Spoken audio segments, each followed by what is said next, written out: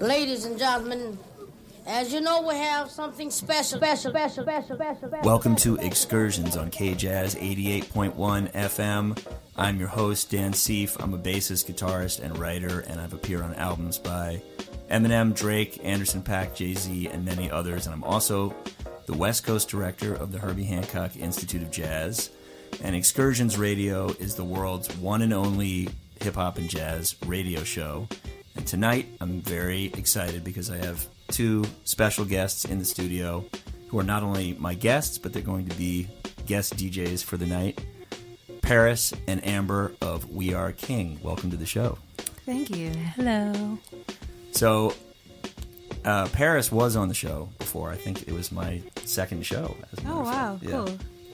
And the group formerly known as King, now known as We Are King, is going to be appearing at the Ford Theater. Tell us about that.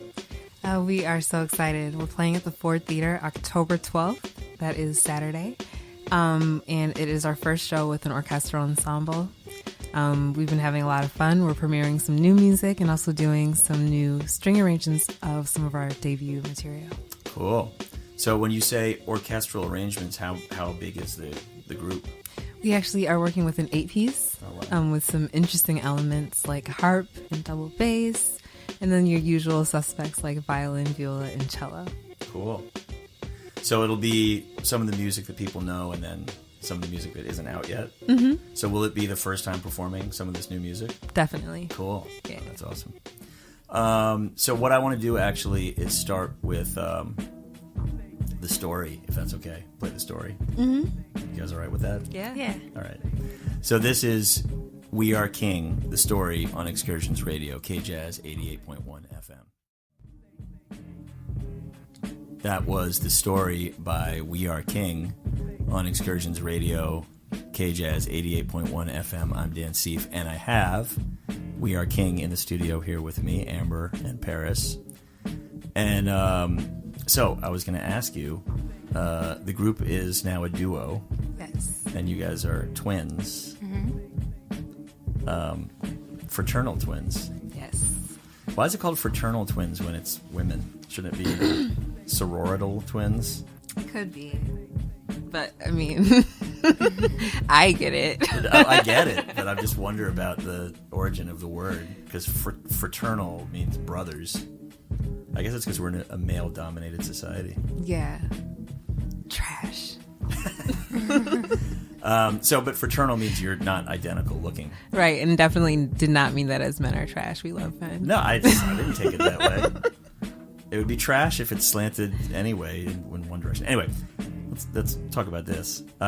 So, as fraternal twins, if you were to stub your toe, would Amber feel that? Not necessarily. Have you ever had any experiences like that? Those kind of psychic twin bond experiences? Quite often. Really? Well, I'll be sitting in a room and think she's with me, and I'll just be like talking with her and be like, why is she not responding? Turn around, she's not there. I just have phantom Amber by my side all the time. Do you have this experience? Yeah. You do? Mm-hmm. So what's one of your experiences? It's kind of just the same where, like, if I'm driving my car, I always expect to, like, just be able to be like, oh, such and such. Like, just... You sense each other's presence. Yeah, like, really feeling somebody. That's cool. Yeah. Or not having to say much. That's awesome. Yeah. So, Paris... I feel like I know your story a little bit more because we worked together. We did? At the what was then the Thelonious Monk Institute, and I saw the birth of this group, which was a very wild thing to observe. So I know your background. We'll talk about that, but I don't know your musical background as much, Amber. So when did you start singing, and how did you sort of get into music? I feel like kind of in a roundabout way. It wasn't as, I think it's just probably more abstract than going to Berkeley or the way Paris like kind of discovered her passion. But we both started out doing like piano lessons and all kinds of different instruments together, but I never really understood theory that well. I was always really intimidated by it, so started feeling more comfortable like in the kind of vocal lessons. My dad takes vocal lessons in his spare time, so I was always like going to lessons with him, but it was always kind of loose, and I wasn't like in school doing any performances really. I just liked to sing. Did you play in bands prior to We Are King? No. Wow. This Pretty amazing. This is her first endeavor with music. That's incredible. Yeah, but while we were growing up, she was just kind of very chill about her talent, but I'd always secretly tape her because I had a little Walkman. Really? I'd listen to it all the time, and I would show anybody who would also listen. Did you know about that, Amber? Yeah, not really. No, because, she would take a tape for her voice lessons as well. Like, that's how you used to do stuff. I see. So I remember one of the songs they had you sing was Moonlight in Vermont. Mm-hmm. Oh, yeah. And it was my first time really hearing her, and I freaked out. And I was like, my sister's so cool. So, yeah, she was kind of casually doing it, but I was looking to her a lot. And she was always putting me on to stuff. She put me on to everything that I love. And then I went to Berkeley and would fly her, or I would fly her out. Amber on your jet. Yeah, Amber was the working one, and Amber was a manicurist, and she was bawling. Oh my god! So I didn't fly her anywhere. But she would come out to Boston to hang out, and I would have her play with my friends, and I would have her sing backgrounds for shows that I was playing piano in. But I don't think it was ever really a thing until we moved here. Mm-mm. Did you when you say she sang Moonlight in Vermont? How did that end up? Was it because of the Ahmad Jamal version? It was the song that my instructor picked for me to like sing really vanilla, because I was like, I want to sing jazz, and I don't want to do really anything else besides like something I'm comfortable singing. But I, in her ears, kind of would butcher every song. It's like too much extraness, and she just like sing it straight, and I never would. So that's funny. Yeah, just all things lessons. Like, and I'm just like that. I'm a student of life, right, but I'm not a student of school. I get it. Yeah. Some people don't respond well to that structure. No, my God, it gives me anxiety. Let's listen to this, because you said that, and this is sort of a freer show than usual. I want to play Moonlight in Vermont, the Ahmad Jamal version. Do you know it, Paris? I don't. You don't? What album is that on? Do you know? Cross Country Tour. The same one. There's the famous version of But Not For Me by Ahmad Jamal. Oh, you know that? I love that. It's from the same, it might even be the same concert, but it was a live album that compiled all these different concerts the same year. Same tour, I guess. Wow. And I wonder if it's anything like, it's so abstracted version, it's not even recognizable. Yeah, I feel like she probably had me sing what you would think like how Judy Garland might sing or something, So yeah, exactly. Yeah. Okay, so let's hear Moonlight in Vermont by Ahmad Jamal on Excursions Radio. I'm here with We Are King. We'll be back with more after this special performance by Mr. Jamal. Ahmad Jamal, Moonlight in Vermont on Excursions Radio, KJAZZ 88.1 FM. I'm Dan Seeff. I'm here with the members of We Are King, Amber and Paris, who will be playing at the Ford Theater this Saturday. Mm-hmm. And a very special performance because they're going to be doing old music, new music, never heard before music, but orchestral arrangements. So it should not be missed by anyone that loves music. If you want to follow this show online, Excursions Radio on Instagram, and you can email me at radioexcursions@gmail.com. I've played every request that's been made of me because I live to serve the listeners of this show. Well, they've all been good requests. I'm always excited, and some I don't know. I'll see things and I'm like, oh, that's cool, and then I check it out. So you're helping me when you're requesting stuff. So we were talking about how you guys got into music, and Amber specifically how you got into music, and that it was kind of a looser experience than Paris's. Mm-hmm. So Paris, you started playing piano at how old? I would say 2. And you guys started together, right? You took piano lessons? I'd say they would have us they had us in lessons by 3 or 4, but it was those Suzuki lessons. Oh yeah. So it was all of us together. And is Suzuki? It's based on listening, right? It's based on ear. That's so good. Yeah, it's actually really genius. Yeah. Yeah. And then at what point did you start to get more? Because I know in high school you guys were already, because you would play it in Minneapolis at the Dakota. And, yeah. So at what point did it start to get pretty serious? I started lessons at 2, but I didn't stop.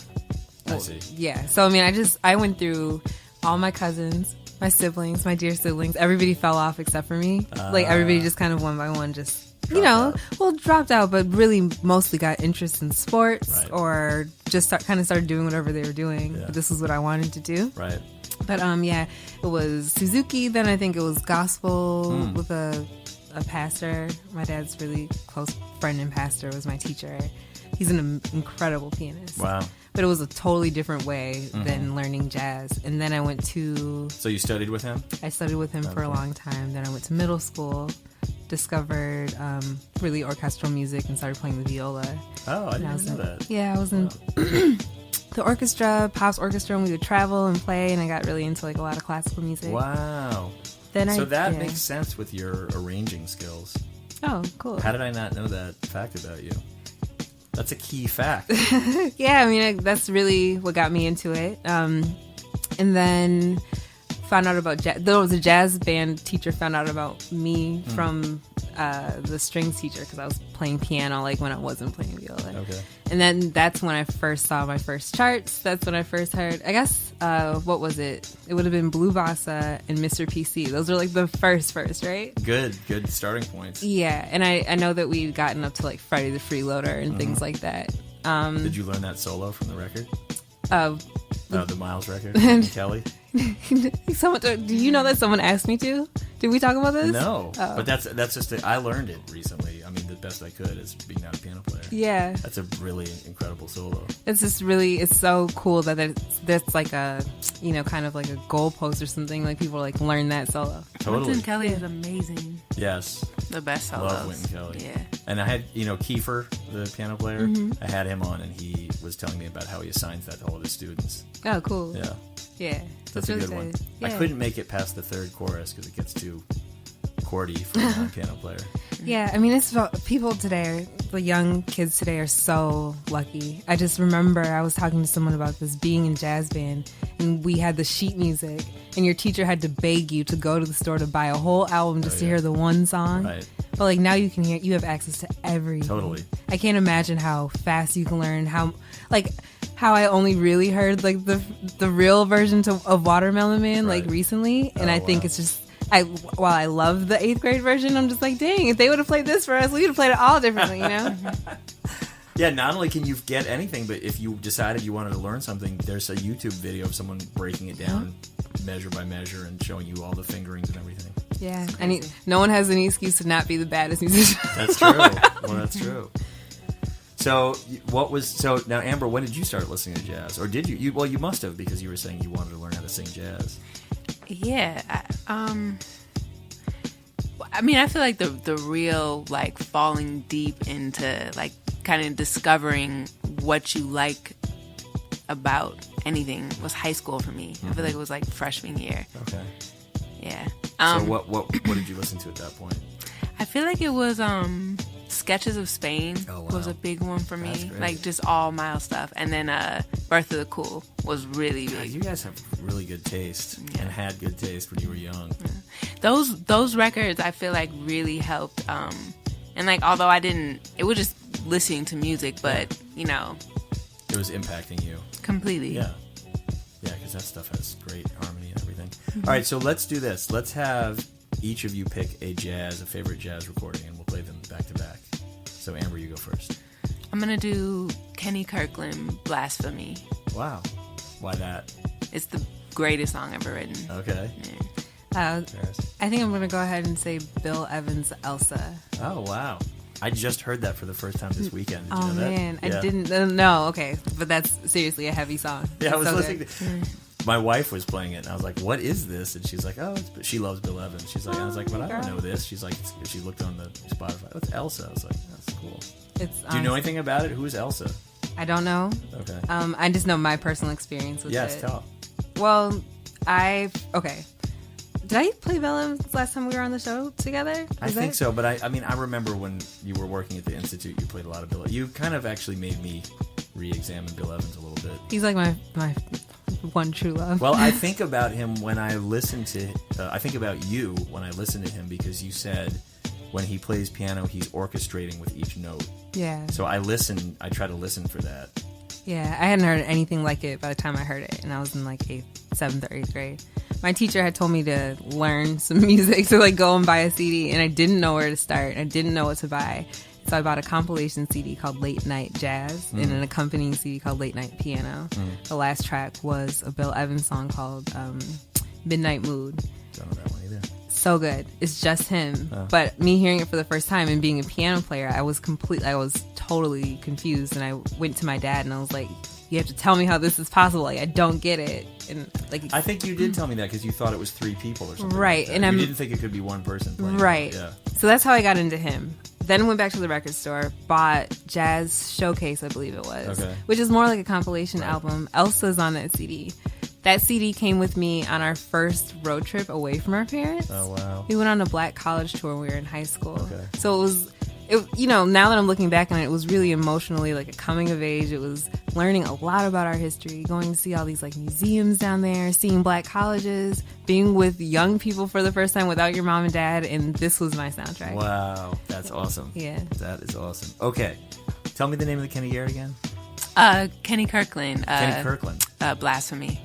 When you said Kenny Kirkland, I thought Garrett. Okay, is that from his solo album, that one solo album? Okay. Yeah. So this is Kenny Kirkland, Blasphemy, and Bill Evans, Elsa on Excursions Radio, KJAZZ 88.1 FM. That was Bill Evans, Elsa on Excursions Radio, KJAZZ 88.1 FM, and also Kenny Kirkland, Blasphemy, and those were the picks of my guests and guest DJs, Amber and Paris of We Are King. And it's interesting listening to that Blasphemy and the sounds that Kenny Kirkland's using on that synthesizer. Do you know what those synthesizers were? You probably do. DX7? Actually, I was going to guess a DX7, but you can't really say. I can't say for sure. Okay. Somebody knows. And those sounds, to my ear, sound kind of dated. Not necessarily in a bad way, but what do you think of the sounds that he's using on that recording? I love them. It's all the warmth I remember hearing as a kid at home. I love the sound of it. I think that that layering of kind of digital keyboard over like kind of acoustic sound is something that we love to do, but there's also like a function that Jimmy Jam and Terry Lewis use a lot. A lot of people, and when I actually spoke to them about it, Terry Lewis talked about like kind of pairing Janet Jackson's voice with that high bell. Oh, wow. But when you start getting into kind of like the textures of things and finding like, to me, it feels like something in that keyboard is hitting like a harmonic of almost what he's playing on that. Wow. It's just right, and it feels really good. It does definitely sound dated, but I've turned the corner and started using those sounds again in our stuff, even though it predates me by like 10 or 20 years or something. Right, but it's cool because I feel like people of your generation have a good knack for... It would never occur to me to do that. I'd listen to it and be like, ha ha ha, that's old. You know what I mean? But I feel like people of your generation have a good ability to kind of reframe it and revive it in a way that puts it in a different... it's all context. Yeah. Like I hear that and I think of a guy with an oversized suit and I think of like a certain kind of low quality public access TV show where a jazz group would be appearing. That's my total aesthetic, though. But that's what I'm saying is that for you can look at that at a certain distance. It reminds me of like odd teenage. Oh, memories. you lived it. I'm sorry. Yeah, like I watch it and I was like, this just looks. When you can turn the channel and see MTV and it looks slick, you see that and you're like, this is like scissors tape in someone's basement.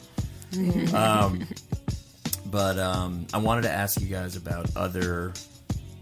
I had mentioned actually to both of you, and I was talking to you the other day about the fact that what I do on this show encompasses at least 3 categories, but one would be jazz, one would be hip-hop, and then one would be music that I think is the sort of child of both hip-hop and jazz. It isn't hip-hop or jazz, but it couldn't have been made unless the people making it listened to both. You can kind of hear the DNA of both in there, and that's what I think of We Are King's music as being that. At least those 2 things, but then you'd also have to include Stevie Wonder and a lot of soul and R&B and probably gospel and all these other things. But tell me about your experience of getting into hip-hop and what you listen to in that style of music.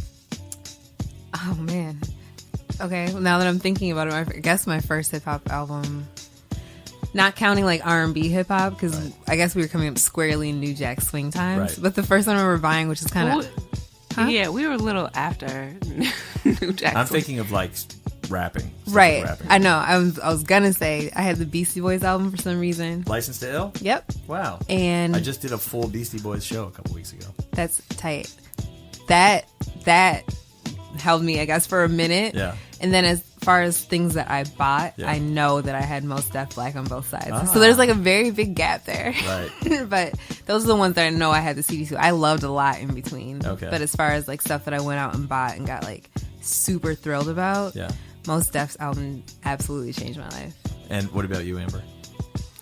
Oh, I mean, in terms of like my first day, I mean, one of my actual like first memories with music and hearing something that I was like, what is that? Was Bone Thugs and Harmony. Really? Thuggish Ruggish Bone. When that song first came out, Amazing. Man. it came out and like all the cousins were in my grandma's basement and it was on the box. Remember that Yeah, sure. music station? And I remember my grandma had like a boom box where you could record like, you know, like on a tape, just whatever was playing. Or I mean, I don't even know how that works, but yeah, that was like the song where I was like, wow, this is like next level. I don't even know what's happening. That's It was like, it was unlike anything I'd heard. And then like, you know, we were kids like with Doggy Style by Snoop Dogg coming out, and those songs like Dr. Dre, his production as a kid, and Tupac, and I don't know, maybe I love West Coast music, kind of just, but yeah, those were big songs as kids. Like, yeah, Okay. I love it. So each of you give me a hip hop track to play, and your reasoning. Paris, you go first. I'll say High Tech Get to Steppin'. Okay. Actually, that was one of the Oh my God. earlier albums I had as well. Okay. God, that was such a good album. The whole album was super tight. Yeah. Okay, I'm gonna do Mad Villain Rainbows Okay. Awesome. Why that one? because it's a beautiful song. I like your explanations because it's beautiful. I love it. Okay. So we're gonna hear High Tech Get to Steppin' and Mad Villain Rainbows on Excursions Radio, KJAZZ 88.1 FM. You're listening to Excursions Radio on KJAZZ 88.1 FM. I'm your host, Dan Seeff. I'm here with my special guest, We Are King, Amber and Paris, and they're going to be at the Ford Theater this Saturday playing with orchestra, with orchestral arrangement. You call it with orchestral arrangement because it's not a full I said Ensemble. orchestral ensemble. orchestral ensemble. I'm sorry. Yeah. But it will be super cool. They're going to be playing old music, new music, music that no one's ever heard before except for them and their neighbor. So when you guys play, up until now, it's always just it's been the members of the group. You play keys and then vocals. Yep. So all the drum stuff is program stuff. Yeah. So it'll be the same, but it will be filled out by these orchestra members. Yeah. I'll have a ton of synthesizers on stage with me. Like too many. Really? It'll be great though. Rick Wakeman style. Very much so. Do you know who that is? I do. Do you know that they invented the rack for Rick Wakeman? There's that video of him with like just maybe like what 8 up or something. Oh, I don't even know about that. Oh, okay. I just know him from Yes, and he'd have I think 2 or 3 or something. But even at that time, that was they hadn't invented anything to hold more than one. That is so cool. I got my entire Yes education from sitting next to Dan for years. And he wore a cape too. That's something I could get into. Yes, I think that'd be cool. I could totally Well, you get know, into I've it. got my idea for your style, but we won't get into that. He does. I hear about it all the time. What was the lead singer that Of Yes? Yeah, what's John the name? Anderson. Yeah. I met him in a Whole Foods. Really? Yes. It was How was that? Incredible. Do they live here? No, well, he lives in the Central Coast between here and San Francisco. Very cool. But we sat and talked about Yes in the little hot bar section. Wow. And he went on, and like everything I wanted to know, he was just like, and his speaking voice is high. I like, bet. he was like, oh sure, of course, Yeah. yeah, talk about whatever you want. So I asked him questions, and and then I ran into him on another aisle, which was Wow. like my mind was already spinning. You know what I mean? Right. And it was funny because I told Khalil this story. I saw him on the other aisle, and he comes walking down the aisle, and I said, my name is Daniel Seeff. So he comes down the other aisle a couple minutes later. He goes, Daniel! and I said to him, I was like, you're blowing my mind right now. And he goes, hey, long time. What he meant was long time no see, like a joke. But I was in such a altered state. I was like, what does that mean? Does he mean we've been connected for a long time? Because that's what I think it means. That's so funny. Has he been looking at me through the album covers? Because I have sensed his presence. Right. Oh my God, that's so funny. Anyway, so for this show, it will be the two of you plus the and tell me again the instrumentation, the extra instrumentation. It'll be a harpist, okay, a double bass, wow, 2 cellos, 2 violas, 2 violins, and a conductor. A conductor? Yeah. Cool. Yeah. Who's the conductor? Her name is Trudy. And how did you connect to her? We did something together at the Disney Concert Hall for the Yoko Ono tribute. Oh. But I'm definitely going to give a shout to our first chair violinist, who's also the contractor, and she's arranging. Okay. I wrote the parts, but she's actually like physically transcribing and writing it, because that's something I used to do in school, and it took a really long time. So now we're kind of working with a lot of other artists and finishing our second album. Oh, yeah. So she's helping me out, and she's a total rock star. What's her name? Stephanie Matthews. Cool. Stephanie Matthews and Shruti Kumar. Shout outs to the ladies. Cool. Yeah, they're amazing. Right on. Yeah. Is it an all-women group? It isn't. Oh. It is a very cool collective of very cool people. Cool. Yeah. That's awesome. So you mentioned new music. How you have a bunch of new music you're working on? We do. Okay. How soon will people hear that? I can't say how soon, but I can say it's jamming. Cool. Okay, I can't say that either, because you can't say that about yourself, but I can say that we're jamming. Are you proud of it? I love it. Okay, good. And actually, you have a new thing that you released with Sam Sparrow, right? Yeah. Let's listen to that. Okay. Okay, what's the name of it? It's called Outside the Blue. Outside the... Blue. Outside the Blue. This is... But it's under Sam Sparrow's name. It is. Okay. Is it Sam Sparrow featuring King? Yes. Okay. We Are King. Yes. This is... Why don't you introduce it, Paris? Hey guys, this is Sam Sparrow featuring We Are King, and this is Outside the Blue. You're hired on Excursions Radio.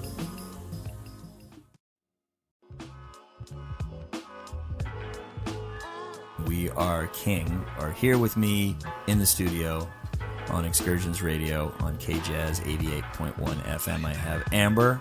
Hello. And Paris. Hey. And they're going to be at the Ford Theater this Saturday performing with orchestral arrangement. Yes. Which means... Yeah, go ahead. An orchestral ensemble.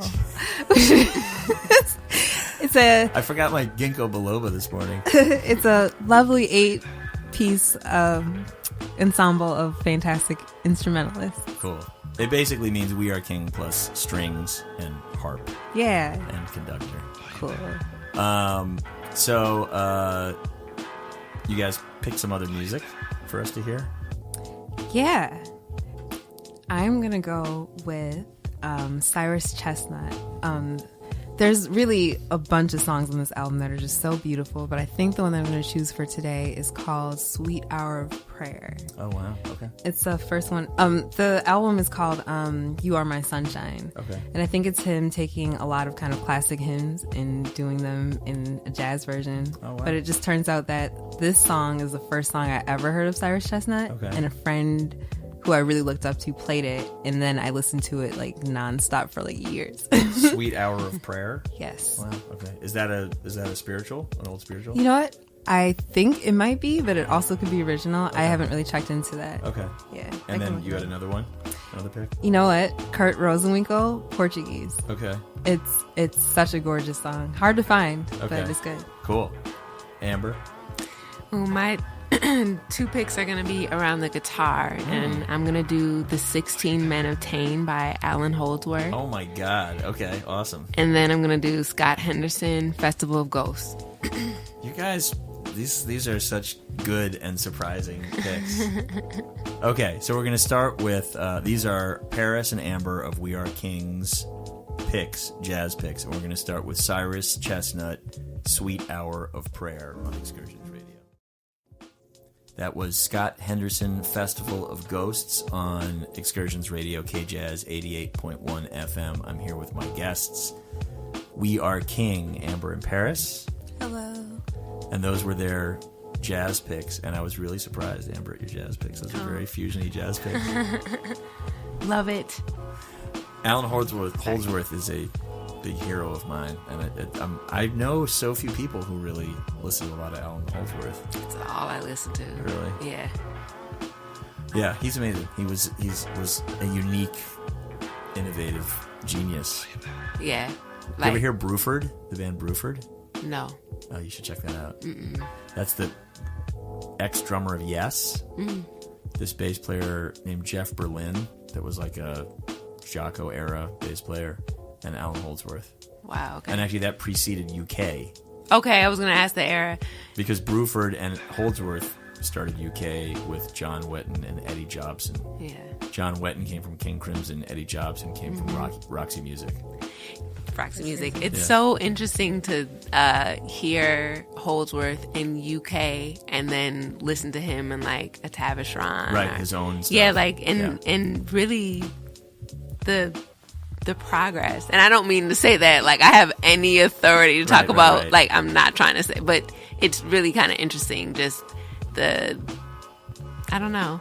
If you really want to hear the progression, he was in a band with Tony Williams from Miles Davis Group that I can't remember the name of, and it's really different. It's like much more like rock guitar playing. Oh, wow. Like distorted guitar. You can hear the beginning of it, but I listened to that and I was like, wow, if someone played that for me, I never would have guessed it was him. Yeah. So he advanced through all these different phases, and there was something else. Oh, yeah. Do you know the group Level 42? Yes. He toured with them. Wow. He toured with them, and I can't remember the story, but apparently it didn't quite work out. I think because they wanted him to... I might have this story wrong. If any member of Level 42 is listening, I apologize. The story that I heard is that they wanted him to play the same solo every night, and he was like, I just don't do that. Wow. You know, that when the solo section came, he'd do something different. Right. Or like, the audience wants to hear the solo from the record, or at least do something consistent from night to night, and he wasn't into that. But he's an artist. I can imagine. I love him. Yeah. Rest in peace. Yeah, I for sure. love him so much. Oh my God. So, yeah. Hey. What other jazz stuff are you guys listening to? Old or new? This show, you hear anything from the 50s to yesterday, so any time period. It's always nice to put on Brian Blade Fellowship. I listen to that Perceptual record a lot. That one actually like saved my life a little bit. Really? Yeah. It was one of two songs I was listening to. I used to live in Greece. You knew that. I think we met right after that. Crazy times out there. But I lost a friend in dealing with that. It was Brian Blade's Reconciliation. Ooh, that's a good one. And then it was Joao by Gonzalo Rubalcaba. Oh, how's that? Is that Joao? Yeah. So he's probably Joao Gilberto? No. Oh, that's not who that's about? I would love to tell you who it's about. Oh. So that song meant everything to me. I knew every note of it. Like it was ingrained in me. And then meanwhile, there's like, you're finding out about new artists through friends and stuff. There's this guy named Soft Glass who I discovered and also fell in love with. He's a young contemporary producer, but he's also an instrumentalist. So I love him, listening to him all the time, get really into it, and then read an interview of him where he's talking about his father. And his father turns out to be Gonzalo. Oh, wow. His name is Joao. And so I invited him over for a session. He's a huge King fan. We're a huge him fan. Wow. And so I started telling him, I was like, I have to ask, is this song about you? Because like it means everything to me. And then I got really emotional in the room because it was a song his dad wrote to him as soon as he was born. And so there's 3 of them. His dad wrote a new song for each of the kids. Oh. So it's his special song with his dad, but it's also a song that like had a really intimate connection with me. So when he came over, I played it for him, and then he sent it to his dad, and it was just a really beautiful experience. Wow. Let's hear those songs. Okay. Can we? Yep. Brian Blade Fellowship, Perceptual. Is that the song? No, but you said a particular song. Oh, yours was Reconciliation. Reconciliation. Yeah. And Joao by Gonzalo Rubalcaba. Yeah. Okay. So we'll hear those two on Excursions Radio. Once again, I'm here with We Are King, Amber in Paris, who will be appearing at the Ford Theater on Saturday with an orchestral ensemble. With an orchestral ensemble. I just want to say an orchestra, but it's not an orchestra. I want to say an orchestra too. It's not an orchestra. We'll be there. Yeah, It's going to be an orchestra. John Lennon's going to be there. Abraham Lincoln's going to speak. Totally. Check us out next year. Okay. You know what we haven't done enough of, which I was just planning to do, is do the normal thing I do on the show where I play the sample, the hip-hop track back-to-back with the song that the sample comes from. Right. So I could pick a couple off the top of my head that I like, and you could also throw some in. But we were talking before about I Love Music. I've played this a lot, but why not? It's such a good classic, and a classic pairing. The Nas World Is Yours, Absolutely. and Ahmad Jamal. But let's do two. We'll do 4 tracks total. There was something else I was thinking of. Well, you said Mos Def. There's a lot of good stuff on there. Oh man, so much good stuff. I feel like we had like a whole running list going of stuff that I really loved. Oh wait, I was going to mention this. And I've said this before, Excursions listeners. This is for you. That Paris has helped pick a lot of the music that I play. She sent me a long, long list, and I just integrated it into the show. And I did announce it, but I did not announce it as much as I should. So I'm giving you credit right now. Paris Strother has gave me about 12 hip hop / jazz connections. Yay! And I've used it over the months, over the years. Well, months, I guess. It's only been a year. It was a joy. Yeah, it was great stuff. I dug through and learned myself. Yeah, it's really cool. I mean, especially, we all grow up knowing the correlation between jazz and hip hop, but it's really fun to actually draw the lines and see years later how, people are still using things and stuff. What's really been interesting on the show is that I asked the guests to talk about that, and I've gotten the most unbelievably interesting responses from everybody. And like Gerald Clayton was the very first guest. I said, "What do you see as the connection?" And he said, "Oh, simple. They're both blues." He was like, "Hip hop is the verbal part of the blues, and jazz is the musical side made more sophisticated over time." I asked Walter Smith, the third, the saxophone player, and he said, I could do Walter's voice, but I won't. But he said that, well, he didn't say what the connection was, but he made an interesting point, which was that he said he listened to a lot of hip hop, and then he started playing sax. As soon as he started playing sax, he gravitated towards Dexter Gordon because he played really behind the beat, and then that influenced what hip hop he wanted to listen to. And he was like, now I'll do Walter's voice. He's like, man, after I start listening to Dexter Gordon, how behind the beat he was, then I can only listen to Snoop Dogg because he was the only person that matched that type of... That's really interesting. Really interesting. And it also made me think about the fact that hip-hop and jazz are probably two of the only musics where the very front, like either the voice or the instrument, is doing a series of like eighth notes and 16th notes for long, a rapper's going the soloist is going, you know what I mean? Yeah. There isn't another style of music where that occurs. Yeah. I think those are the only two I can think of. So a saxophone player taking a solo and Rakim doing 32 bars is really quite similar. Yeah. And speaking of that, did you ever see the interview with Rakim where he talks about being a sax player in Coltrane? No. There's this amazing interview where he says that he played sax in high school, and he said that was around the time I was starting to write rhymes, and I would listen to these Coltrane solos and try to write them to the rhythm of the solo. Cool. And he was like, that's where I got into which is right out of Coltrane, you know what I mean? Yeah. Which is amazing to see that one of the God MCs, as they say, got his style from John Coltrane. Yeah. That's an incredible connection. That's really awesome. Yeah. So pick another hip hop and jazz pair. We'll play the Nas and Ahmad Jamal, and then one more. Do you want to do one off Mos Def? Because I know you love that. Yeah. I mean, there's Love. Yeah. You want to do that? Yeah. Okay. I mean, it's up to you. Remind me what that sampled again? I can't remember, but we played it before. I'll dig it up though. Yeah. By the time it plays on the air, I'll have figured it out.